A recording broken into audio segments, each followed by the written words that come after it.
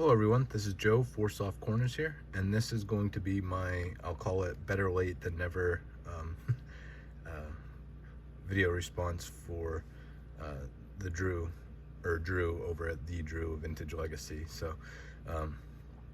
he had just run a contest where he wanted us to show like 1 to 3 or 3 to 5 cards from a franchise player, and I had kind of idea what I wanted to do, and had the cards picked out, and then I had a sinus infection for like 2 weeks or so and just didn't really feel like talking on camera too much, and feel like just didn't get it done in time. But still wanted to make this just to support my friend Drew, and just give him a shout out here. So there were 2 pretty obvious choices for me, well, 3 actually. Stan Musial being my favorite player, definitely falls under the almost definition of franchise player, and played all his career with the Cardinals. But I've shown those cards off lots of times. For this next player, I have shown these off fairly often as well, but being a Phillies fan, I wanted to get him in there. And I mean, pretty obvious. I mean, there's some great players that have worn the Philly uniform and played most of their careers there. As far as their Hall of Famers, Richie Ashburn, all-time, the hit leader for all of Major League Baseball throughout the 1950s. Great defensive center fielder, but finished his career up with the Cubs and then Mets. So, didn't fully qualify for that. And then, also Steve Carlton, but started with the Cardinals and then finished up with a couple different teams. So when you think of just, all-time Phillies, this is pretty much the first name that should come to mind, and probably their overall greatest player in their franchise history. So this is the second year Mike Schmidt, 74 tops. And then I have a pair of what I think are really cool autographs. The first being this Topps Triple Threads.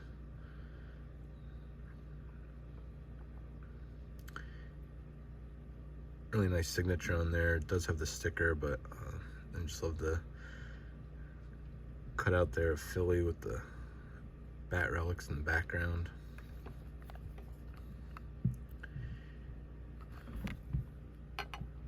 So I like that one. Well, I love that one, but even more love this one with an even bigger and bolder autograph on card. And this probably being my favorite autograph set of all time.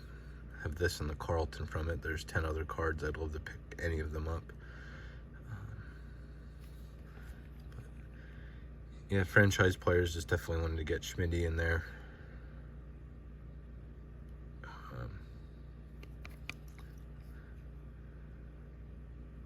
So there are 3 cards for him. Pretty much the first player I thought of when I did this is one that I've, especially the last couple months, have been the bulk of my pickups in any way. One, because of a huge lot I picked up all at once, and pretty much made myself a super collector of this player overnight.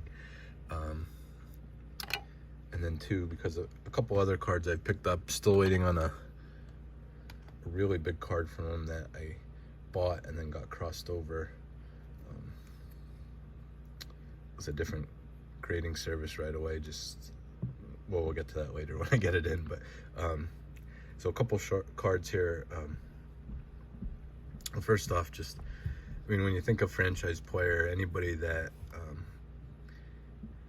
whose nickname is Mr. and then the name of the team, pretty much, should be the top of the list for players that qualify as calling them a franchise player. So, I mean, you have Mr. Cub, Ernie Banks, but then know, definitely Mr. Padre. And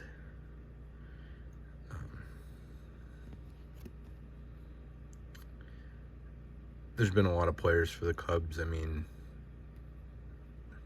still think Ernie Banks is very deserving of the name Mr. Cub, but as far as Padres, you know, not being around near as long, and just players, had some good play, you know, Hall of Famers and really great players overall, but as far as players that played there the whole career, and I mean, nobody's close to Tony Gwynn. So this is from 97 EX 2000, and this is the All or Nothing insert, just die cut and on acetate, just as 90s as it gets. A little bit of foil there, really cool card there.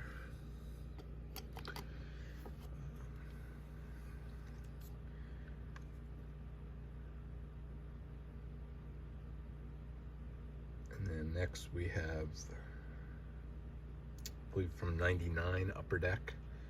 This is the Forte parallel, and this is the green. This card, you can see there, numbered at 2000, but even for just being numbered at a 2000, just some really great shine on there.